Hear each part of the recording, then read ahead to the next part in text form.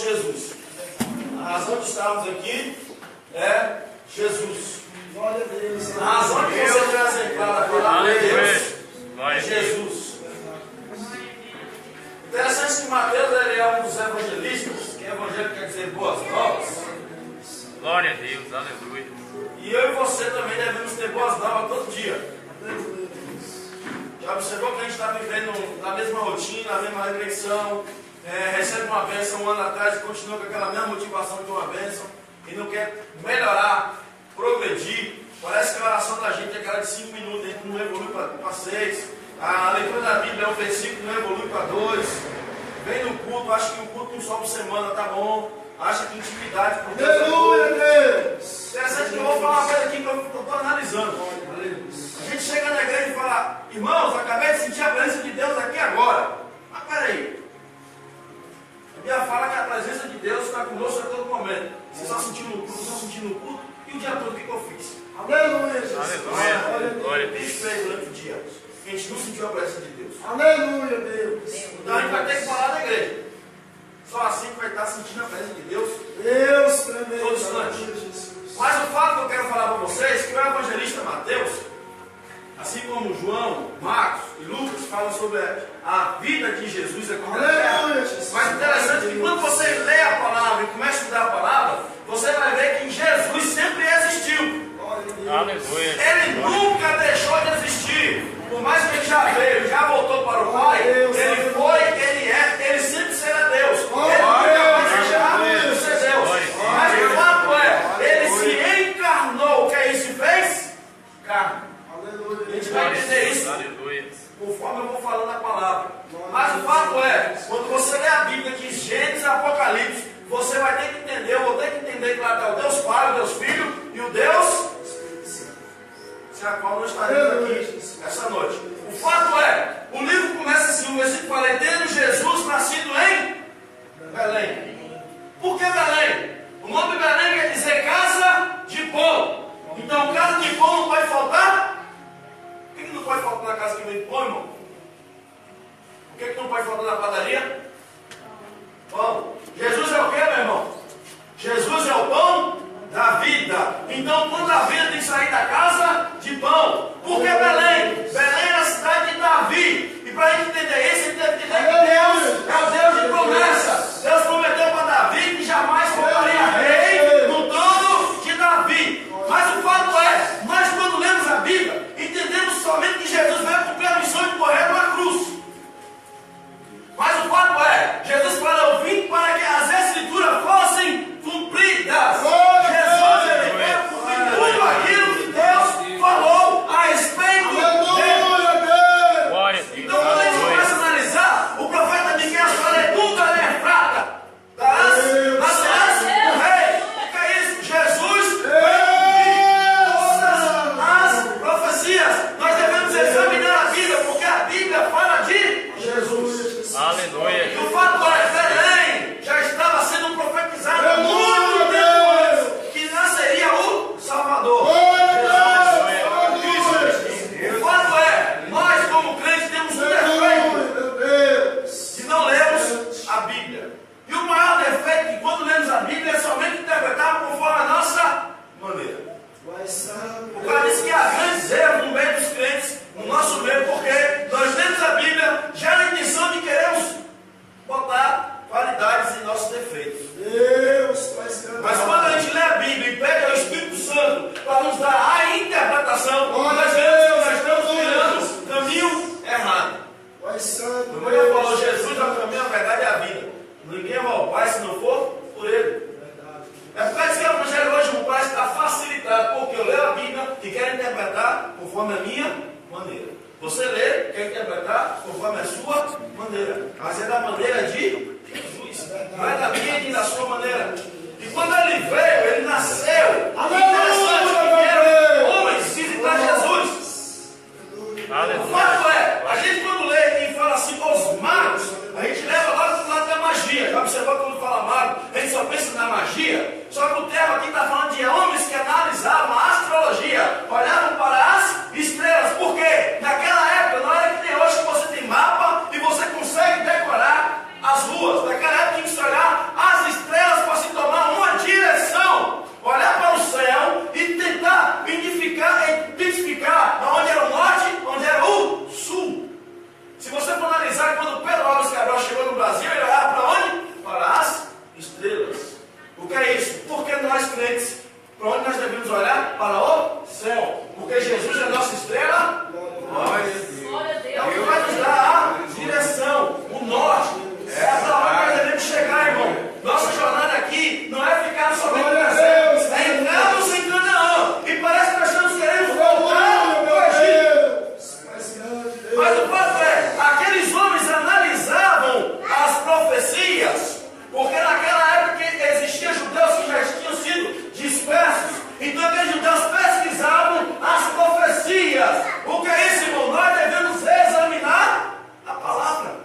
Aleluia. Quando alguém fala para você algo a respeito do reino, o que você deve fazer? Examinar a palavra.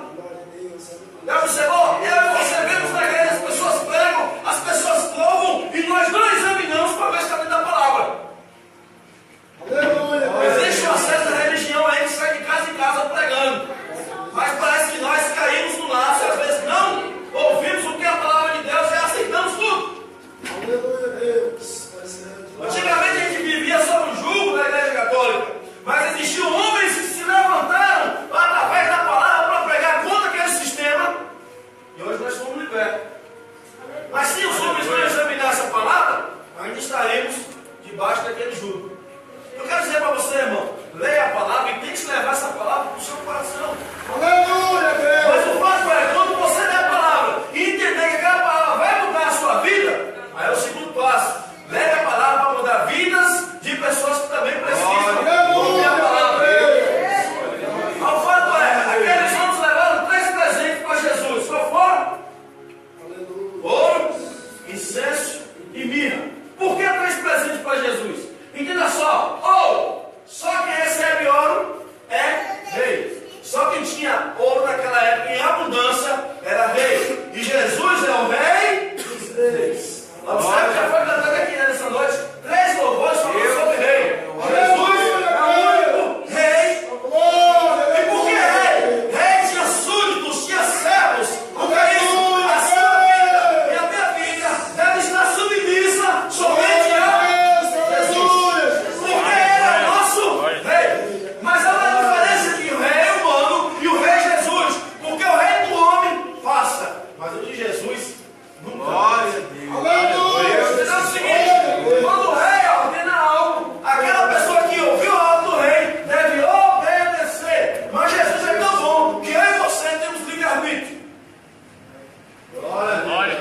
Isso para nós, de um lado é bom, mas de um lado é ruim. Por quê? Porque eu e você fazemos o que bem queremos. Mas entenda, como o rei tem um rei e ele manda e a gente obedece, tem a questão, quando a gente não obedece, a gente é punido. Você vai que você cumpre lei todo dia.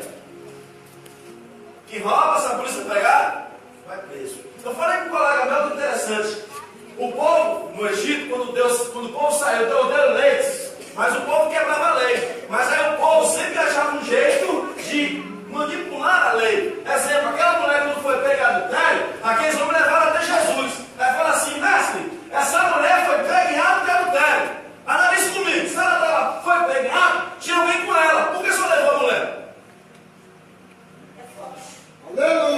Isso é parcialidade, irmão. Você deve ser imparcial, você deve pesar a balança do lado de ninguém. Você deve estar seguindo a reta justiça de Deus. O fato é, Jesus sabia que eles estavam fazendo algo errado, porque eles foram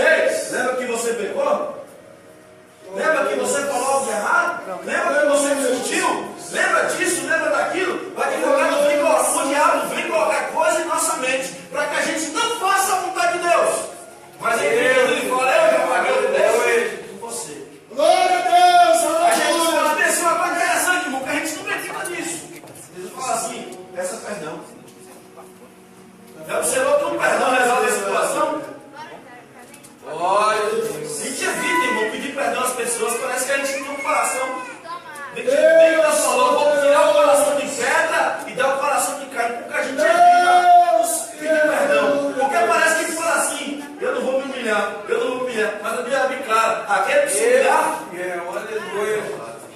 só que a gente faz o a gente não quer se humilhar. E Deus quer que você se humilhe, irmão. Não é somente na presença dele, não. Mostre para os homens que você serve ao Deus vivo e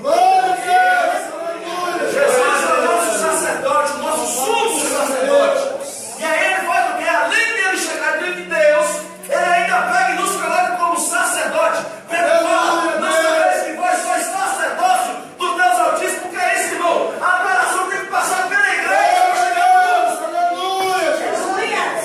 Como é que as pessoas vão conhecer o Deus verdadeiro se eu e você, como sacerdote, não demonstramos isso? Já observou? Reclamamos de tudo, que o culto demora, que não temos trabalho, que não temos bênção, que não temos dinheiro, que estamos em crise, mas temos Jesus. Eu fico observando isso quando falo, Senhor, esse mundo está tenebroso, vem, volta logo, vem buscar a sua igreja. Mas parece que a gente é tão covarde, a gente não pede para Jesus nos levar. A gente pede para Jesus vir buscar logo todo mundo, porque eu não quero ir sozinho não, Senhor, eu quero levar todo mundo. Que missionários são a gente, irmão? Evangelho a gente, tem medo de morrer, tem medo de encontrar com o Senhor. Parece que aí fala assim, não, Senhor, eu não quero ir sozinho não, Senhor, eu quero morrer acompanhado. Vai pregar a palavra, se alguém levantar a voz um pouquinho, tu fica lá com ele. Eu acho bonito quando eu vejo o crente falando assim, que ele foi evangelizar e pediu Deus para manifestar um demônio ali para ele expulsar para o pessoal ver a obra. Mas será que a gente tem coragem, irmão, de pedir a Deus para manifestar uma caixa de demônio, a legião de demônio? O que a gente vai fazer? A gente vai passar vergonha? Só que interessante, irmão, a gente está indo lá em nome de Deus. Se a gente passa vergonha, nosso Deus está passando mais ainda. Porque a gente não está cumprindo o sacerdócio de Deus. Você é sacerdote. O papel do sacerdote é levar a adoração, pedir a Deus que desça com a sua adoração, para que o povo receba a presença de Deus. É isso. Como o povo vai receber a presença de Deus se eu e você não temos? Já observou? Como é que o povo vai conhecer um Deus que eu e você não demonstramos que conhecemos? João 10, fala que Jesus fala que ele é o bom pastor. E as ovelhas conhecem a voz do pastor e ele conhece a voz das ovelhas. Será que Deus tem ouvido a nossa voz ultimamente? Glória a Deus. Quanto tempo é que a gente conversou com Deus mesmo? Estou falando que a questão de você orar. Porque a gente ora todo dia pedindo, Senhor, me proteja. Mas Deus já protege, irmão. Deus te guarda, mas a questão é quando a gente verdadeiramente conversou com Deus como o Pai e o Filho. A minha fala é que nós somos noiva de Cristo. E geralmente a questão hoje maior, quando a noiva vai casar, ela senta com o noivo e começa a falar, como será o nosso casamento? Aleluia, Jesus. Será que a gente vai fazer o quê? Como é que vai ser a nossa casa? Ela tem um diálogo. E a gente, como noiva de Cristo, não temos diálogo com Cristo. A gente vai por aquilo que a Bíblia já fala, que a gente vai morar no céu, ruas de ouro, rios, claro, como um cristal. Aleluia, Deus! Poderoso. A gente não pede uma mudança, a gente não pede uma coisa grande, a gente pede assim, Senhor, aviva-me, cresça-me, para que a tua obra cresça hoje em dia, para que as pessoas vejam que tu estás comigo. Forte, meu Deus! O interessante de tudo, que quando Jesus vai, ele fala, o reino está no meio de vós. O reino de Deus está com você, está comigo, irmão. E você é representante do reino. Aleluia, Deus! Observe só, você que já trabalhou em política aqui, alguém já torceu para um time que foi fanático, já observou que existe uma disposição gigantesca de se falar do candidato, de se torcer para um time. Domingo, 4 horas da tarde, a gente está 4 horas, a televisão está ligada. Ele não sabe para quanto tem um. Hoje é quarta-feira, hoje tem jogo. A pessoa vai dormir 1 hora da manhã porque está assistindo futebol. Meu Deus. Mas é a gente com Deus. Como é que é? Observou? Quando se fala sobre correr com Deus, os caras Deus, a gente quer os benefícios, mas não quer estar debaixo da obediência. Glória a Deus. Quando se fala em culto de libertação, a gente está disposto a chegar a bênçãos, a gente jejua e ora. Porque a gente quer receber uma bênção. Aleluia, Deus! Poderoso. Mas quando aquela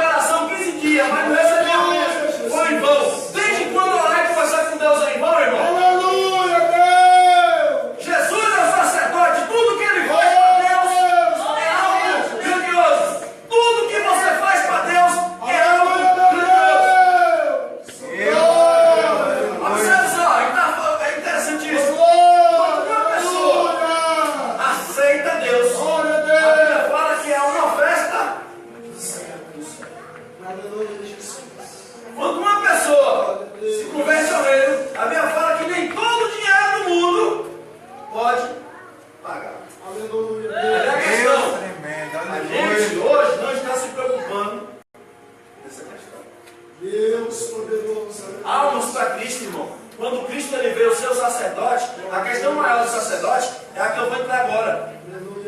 Jesus ele veio mostrar uma coisa. A terceira que fala que é a mirra. O que é mirra?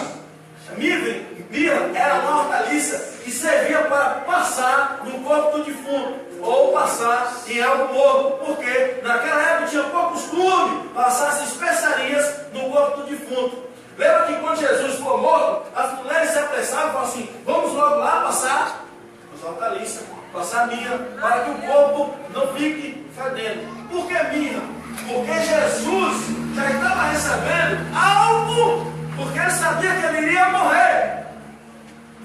Está na Escritura que Jesus viria para morrer e pagar o preço por nós. O digno se fez indigno. Isaías 53 diz: quem deu crédito à nossa pregação? Quem ouviu?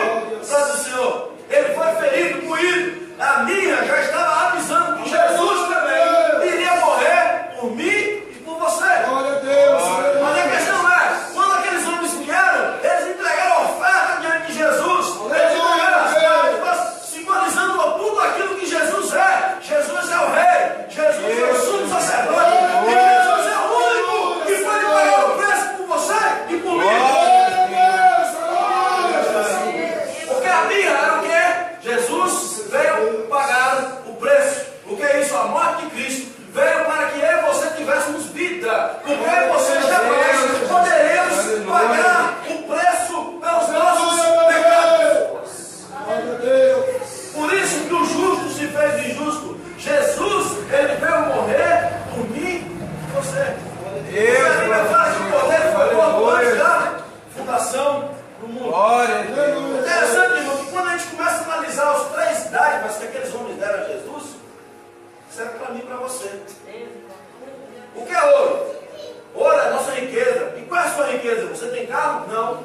Você tem uma mansão? Não. Você tem sua vida. Glória a Deus. A maior riqueza que você tem é o quê? Sua vida. Deus fiel. Então devemos devolver a nossa vida a Jesus. Mas tem tanta riqueza também, irmão. Sua família. Não é? José falou que eu e minha casa serviremos ao Senhor.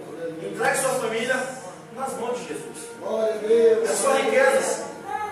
Seus filhos, sua riqueza. A Bíblia fala que filhos são herança do Senhor. É uma das maiores riquezas aqui na terra. Algo físico que nós temos e às vezes não agradecemos a Deus em ter.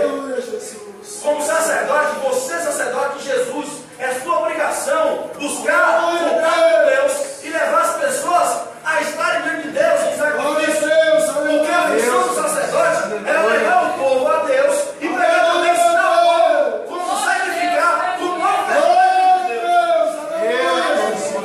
Sabe que a gente quer sacrificar algumas coisas a Deus? Por exemplo, um levou o melhor que tinha, e levou o que sempre queria perante Deus. O que é isso? Não crê que Deus somente está se agradando de 2 horinhas de culto com você, não, irmão, comigo não. A nossa oferta deve ser todo momento da nossa vida. Deus, aleluia. Não é somente chegar ali, entregar 2 horinhas e entregar a Deus e falar assim: Deus, aceite o meu sacrifício, aceite a minha oferta. Deus fala: filho, eu quero mais. Aleluia. Jesus falou que aquela mulher, os verdadeiros adoradores adoram o Pai em espírito e em. Desde quando você acorda, você almoça, deita, você está adorando a Deus. O que é isso, irmão? Existe uma nuvem de testemunho que está te observando. E o mais interessante, o diabo não cansa de estar nos olhando e nos perseguindo. E o fato é, durante o dia o diabo está olhando e falando assim: é Deus. Aí vai falar que ele é acusador. O que o acusador faz? Ele vai lá diante de Deus, não chega lá na glória, mas ele chega a um certo ponto e fala: Deus, olha teu filho William, o que está fazendo? Meu Deus. Mas Deus fala: eu sei. Aí o diabo começa a mostrar, irmão, as nossas falhas diante de Deus. Agora imagine como é que Deus é o Deus Santo. E ele começa a observar. Mas a nossa vontade é que Jesus está intercedendo por mim. Porque se não fosse isso, não estaríamos aqui agora. Mas existe um limite para graça. Existe um limite para graça, irmão. Que a Bíblia fala de Ananias e Safira. Tentaram pedir para o Espírito Santo e morreram. Você está achando que só foi esse? A Bíblia fala sobre Herodes. Herodes também morreu. Existem diversos homens e mulheres que morreram porque rejeitaram o Espírito. Paulo fala lá em Tessalonicenses, não extingueis o Espírito. Extinguir o quê? Não apagar, não eliminar. Porque no momento que você não deve lugar ao Espírito, a morte chega até nós. E o fato da morte de Jesus é o fato da gente falar assim, aquele que quer vir após mim, negue-se a si mesmo, tome a sua cruz, siga. Assim como a minha serviu para Jesus, ela serve para mim e para você, que nós devemos lembrar, que nós devemos pegar nossa cruz todo dia e seguir Jesus. Glória a Deus. O interessante é, se você analisar o antes da morte de Jesus, Jesus foi preso, esbofeteado, chicotado, Jesus sofreu grandemente até chegar naquele madeiro, até chegar naquele ponto de ele morrer. E o fato é, eu e você não queremos mais sofrer por amor do Rei. Deus, Não, você vou falar isso aqui que eu estou sentindo. Crente vai na justiça botar o próprio irmão na justiça. Não quer mais sofrer perseguição, irmão. Eu estou vendo um crente aí orando, vamos orar para o Brasil não ter perseguição. Mas a Bíblia fala, bem-aventurados sois vós, quando fundo do rei, e perseguir por causa da justiça. Aí fica nós aí hoje, crente, diz que é crente e tem filho homossexual. Misericórdia, irmão. Filho tem filha lésbica e acha que está normal, nasceu assim. Filho tem filho que é traficante e está feliz, aceitando dinheiro corrupto dentro de casa. O filho é ladrão, aceita dentro de casa os bens. Aí fala, meu filho não é ladrão, mas pega o que é dos outros, também é ladrão, irmão. Pega diferente de quem rouba desse campo, por que rouba o milhão, sai a quantidade, porque é ladrão do mesmo jeito. E nós estamos aceitando tudo do nosso lado. Ah, meu filho é crente, ele fala as bestagens, mas esse mesmo é criança. Irmão, corrija o teu filho enquanto ele está dentro da sua casa. Porque Deus fala que Deus ama aquele que recebe correção. Aleluia, Deus. Seu filho faz tudo de mal, nossos filhos fazem tudo de mal, o que a gente faz? Abraça, dó, é a criança ainda. Aleluia, Jesus. A gente está confundindo quando Deus chama o profeta Jeremias, o profeta Samuel, que era criança, estavam trabalhando para Deus com crianças de 16 anos que já sabem o que bem faz. É criança, mas vem cá. Eu me lembro que quando eu era bebê, lembro não, Renato, quando eu era bebê, minha mãe me dava feijão, eu comia. Minha mãe me trocava minha roupa, trocava. Minha mãe fazia tudo o que ela queria. Não é assim que tem mãe de um ano aqui? Não é você que faz tudo pela criança? Isso que é criança, irmão. Mas quando ele fala, eu não quero, não aceito, é uma decisão própria. E é o momento da gente corrigir, irmão, porque a Bíblia fala que vai chegar o momento que Jesus vai vir buscar a sua igreja. E ai daqueles que ficarem aqui. O irmão cantou, já refúgio a glória eterna de Jesus, Rei dos Reis. Breve os reinos deste mundo seguirão as suas leis. Aleluia. Mas a outra questão é, o reino de Cristo está aqui. A igreja está aqui para representar o reino. Glória a Deus, aleluia, Jesus. Mas a questão é, a morada do crente é junto com o rei. Vai chegar o momento que Jesus vai buscar a sua igreja, vai levar e vai ficar só aqueles que não foram fiéis ao rei. E a questão é, você está achando que ficar para trás é bom? Você está achando que depois de Jesus buscar a sua igreja, o seu filho, o meu filho, que a gente não ensinou, que era rei de Deus, ele vai, o mundo vai olhar e falar assim, ô dó, ficou para trás, era criança, esqueceram a criança, vamos ter dó dele? Está achando que vai ser assim, irmão? A gente estava pensando que o mundo, que o diabo, ele tem dó. Se o diabo foi tentar Jesus, irmão, imagina eu você. Imagina a coragem do diabo agora, ele lá tentar Jesus. Agora imagina eu você que ele já conhece, já sabe que a gente já até serviu a ele. E quando a gente pega, a gente serve a ele. Ele sabe muito bem, mas a questão é, ele vai fazer o quê? O diabo, irmãos, ele quer levar todo mundo para o inferno, porque ele sabe que o inferno é o lugar dele.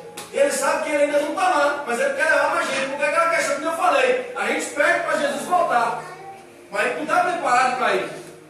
E o diabo, ele vai fazer a mesma coisa que a gente faz quando está com medo. Ó Senhor, vem buscar a tua igreja, Senhor, vem buscar a tua igreja.